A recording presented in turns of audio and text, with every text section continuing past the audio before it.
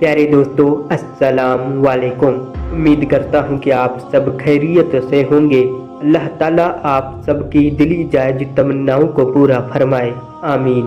दोस्तों, आज के इस वीडियो में हम आपको हजरत सैयदना इब्राहिम खव्वास अलैहिर्रहमा और 4 अजदहे के बारे में बताएंगे।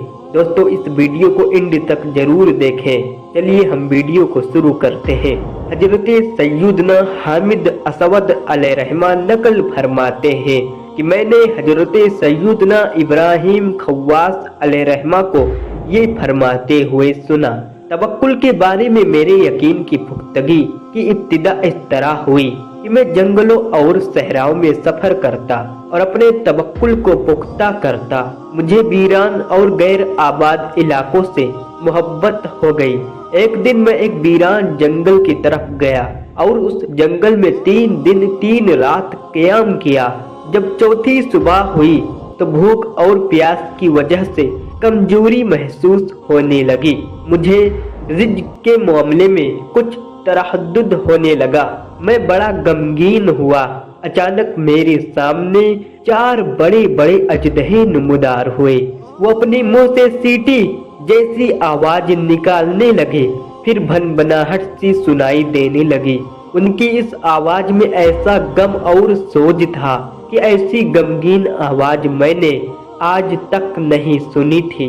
मेरी आंखों से आंसू जारी हो गए। वो चारों मेरी तरफ आए। उनमें से एक ने अपना सर बुलंद किया और बड़ा फसीह बलिग कलाम करते हुए मुझसे यूं गोया हुआ, ए इब्राहिम, क्या तू अपने खालिक के बारे में शक में मुब्तिला है? मैंने कहा, नहीं, मैं बिल्कुल मुतमईन हूँ। उसने कहा, फिर तू रिज़्क़ के बारे में शक में क्यों मुब्तिला हुआ? वो अजदहा मेरी हालत से वाकिफ हो गया था। मैंने मुतअज्जिब होकर पूछा, तुम मेरे हाल से कैसे वाकिफ हुए? उसने कहा, मुझे उस पाक परवरदिगार ने आगाह किया जो हर वक्त मेरे साथ है। सुनो, हम 4 अजदहे मुख्तलिफ मकामात के रहने वाले हैं और हम तवक्कुल जमा करने आए हैं। मैंने कहा, ये तो बहुत जरूरी है। बेशक मैंने भी खाने पीने के मुतालिक तवक्कुल किया। इस दौरान अक्सर औकात भूख और प्यास का सामना करना पड़ा। उसने कहा, ए इब्राहिम, पोसीदा बातों की टोह में न पड़ो।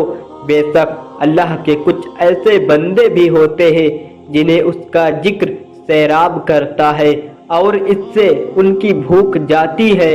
फिर वो किसी ऐसी चीज की परवाह नहीं करते जिसके जरिए दूसरे लोग अपनी जिंदगी गुजारते हैं, और उन लोगों के दिलों में ऐसी चीजों के मुतालिक कभी परेशानी नहीं होती जिसके न मिलने पर दूसरों को परेशानी लाहिक होती है। हाँ, वो तो सिर्फ फितना और फसाद से डरते हैं। उस अजदहे का ऐसा फसीह बलिग कलाम सुनकर मैंने अपने दिल में कहा, ये अजदहा कितना प्यारा कलाम कर रहा है और मैं इसकी बात को कितनी अच्छी तरह समझ रहा हूँ। फिर मैं रोने लगा। मैं ये बात सोच ही रहा था कि वो अजदहा फिर बोला, ए इब्राहिम, पोसीदा बातों की टोह में न रहो। क्या तुम अल्लाह की मखलूक में से किसी को हकीर समझते हो? बेशक मुझे कुव्वते गोयाई उस पाक परवरदिगार ने अता फरमाई है जिसने तुम्हारे बाप हजरत आदम अलैहिस्सलाम को मिट्टी से पैदा फरमाया। तुम मेरे बोलने से मुतअज्जिब हो रहे हो। हालांकि ज्यादा ताज्जुब की बात तो ये है कि हम एक ऐसी वादी से तेरे पास आए हैं जो यहाँ से 1 माह की मसाफत पर है। हमें पाक परवरदिगार ने यहाँ भेजा है।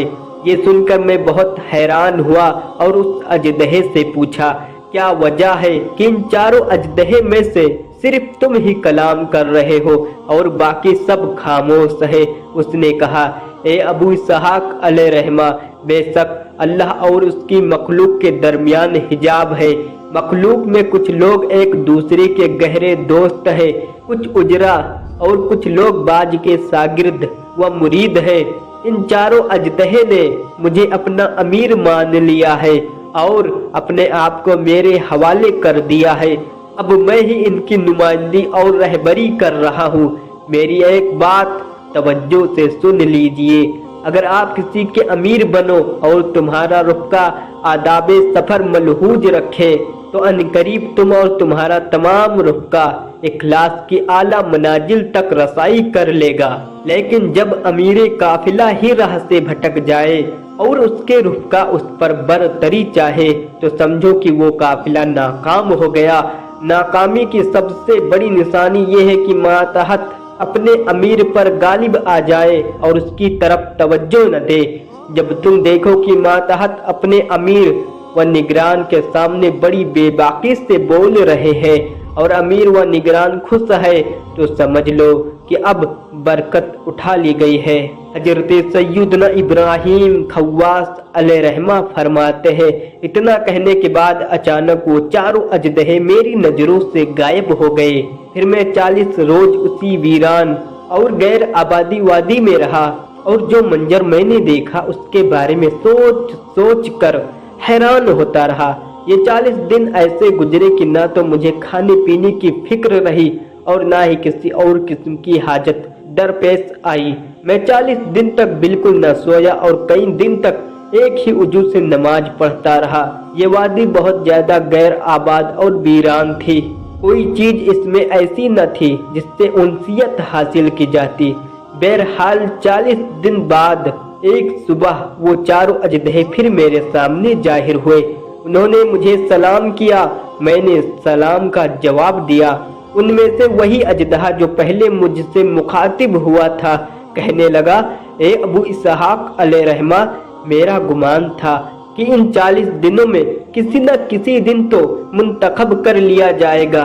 मैंने अल्लाह की बारगाह में दुआ की थी कि वो मुझे सादिकीन की बाज़-ए-किजा का जायका चखा दे और अब मैं तेरा हाल अल्लाह के हवाले करता हूँ। फिर उस अजदहे ने अपने मुंह से नरगिस के कुछ फूल मेरी तरफ फेंके। मैंने उन्हें उठा लिया। जब सामने देखा तो वो तमाम अजदहे गायब हो चुके थे। मैं उनकी जुदाई से बड़ा गमगीन हुआ। फिर 40 दिन तक मैं कैफो सुरूर के आलम में रहा। न तो मुझे भूख लगी न प्यास और मेरे जिस्म से ऐसी खुशबू आती थी जैसे मैंने पूरे जिस्म पर इत्र लगाया हुआ है। इसी तरह वो पूरी वादी खुशबू से मुअत्तर और मुअब्बर रही। ये वो पहला वाकया था जो अल्लाह रब्बुल इज्जत ने मेरे लिए जाहिर फरमाया और मुझे अजीबो गरीब चीजें दिखाई। दोस्तों, उम्मीद करता हूँ कि आप लोगों को ये वीडियो पसंद आई होगी। अगर वीडियो पसंद आई है तो वीडियो को लाइक कर दें और हमारे चैनल को लाजमी सब्सक्राइब करें।